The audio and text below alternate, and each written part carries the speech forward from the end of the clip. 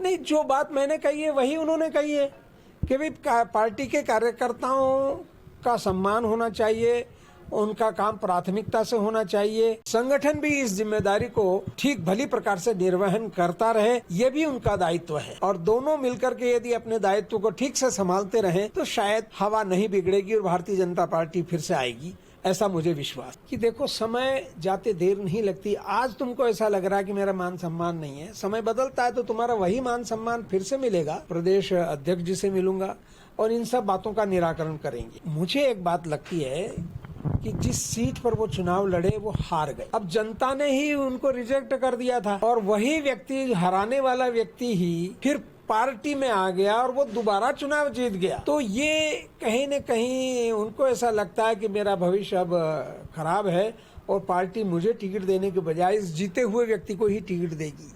क्योंकि ऐसा कहा जाता है कि जीते हुए व्यक्ति को शिवराज जी का भी समर्थन है और सिंधिया जी का भी समर्थन है। अब जो दो लोगों का समर्थन मिल जाएगा तो मेरा भविष्य खराब हो जाएगा।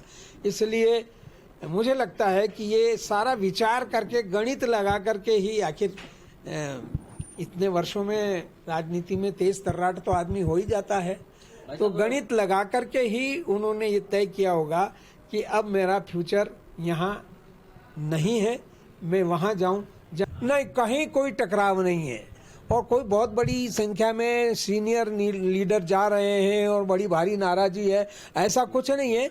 2-4 लोग तो ऐसे होते ही हैं इतने बड़े संगठन में कि जिनके को सम्मान नहीं मिला हो या कोई असावधानी हो गई हो और उनके दिल को छू गई हो बात, तो वो भी समय आने पर ठीक हो जाता है। इतने बड़े संगठन में 2-3 लोगों के इस प्रकार के सोच से कोई अंतर नहीं आता। सर, दीपक जोशी जी की पार्टी छोड़ने से क्या मालवा में कुछ अंतर पड़ेगा? हाँ, दीपक जोशी जी चूंकि कैलाश जोशी जी के सुपुत्र हैं और कैलाश जोशी मालवा के कद्दावर नेता थे, भारी नेता थे, श्रद्धेय नेता थे, मालवा में उनका बड़ा प्रभाव रहा है।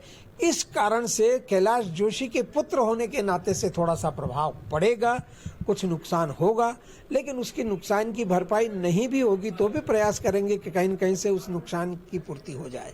सर, मेरा एक आखिरी सवाल है। अब मेरा धैर्य टूट गया है। मेरा पार्टी में कोई मान सम्मान नहीं है। मैं इतने लंबे समय तक अपमान बर्दाश्त नहीं कर सकता।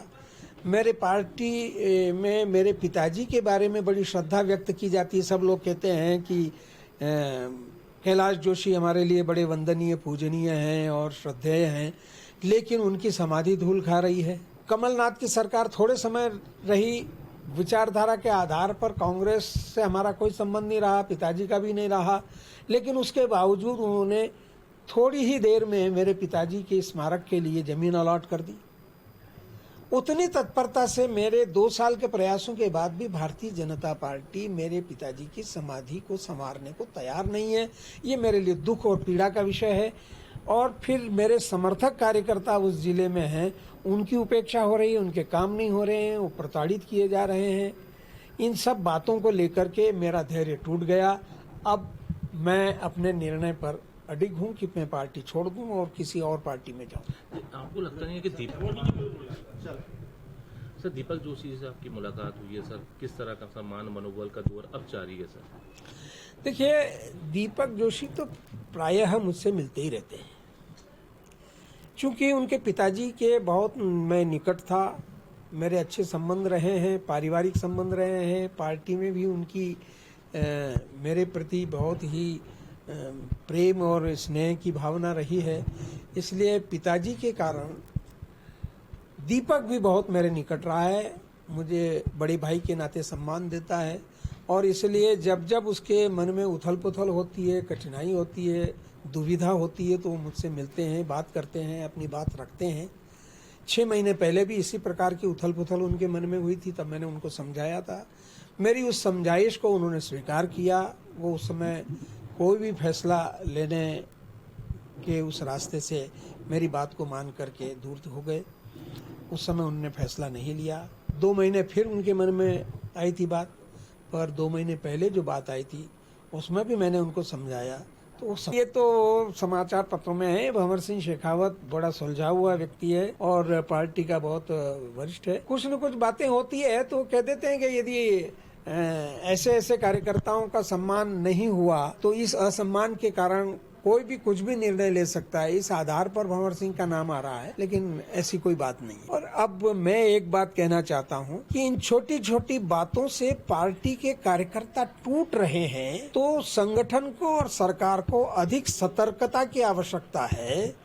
सरकार और संगठन को कार्यकर्ताओं की कामों को प्राथमिकता देने की आवश्यकता है, गंभीरता से लेने की आवश्यकता है। बहुत ही छिछले प्रकार से कार्यकर्ताओं की बात स्वीकार करना, अस्वीकार करना, तवज्जो नहीं देना और उनकी बात को गंभीरता से नहीं लेना, इसके कारण कार्यकर्ता दूर हो रहा है, हवा खराब हो रही है। पार्टी के कार्यकर्ता चुनाव के समय में टूट करके जाते हैं तो उससे जनता में भी गलत संदेश जाता है, क्योंकि जनता तो हवा का रुख देखती है।